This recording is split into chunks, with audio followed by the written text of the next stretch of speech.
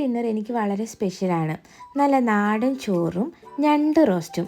അതെ, sea food എനിക്ക് എപ്പോഴും ഒരു വീക്ക്നെസ്സാണ്. പിന്നെ ഇതിൻ്റെ കൂടെ കുറച്ച് ബീൻസ് മെഴുക്കുവരട്ടി. ഇന്ന് ഡ്യൂട്ടി കഴിഞ്ഞ് വന്നപ്പോഴേക്കും നമ്മൾ ഓർഡർ ചെയ്തിട്ടുണ്ടായിരുന്ന മീൻ എല്ലാവരും ഡെലിവറി ചെയ്തിട്ടുണ്ടായിരുന്നു.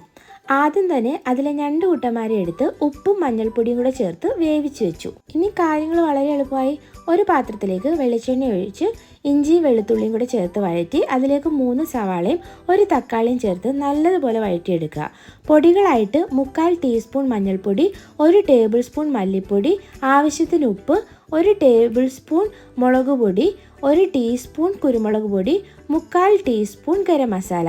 ഇതെല്ലാം കൂടി ഇട്ട് നന്നായിട്ട് വഴറ്റിയെടുക്കുക.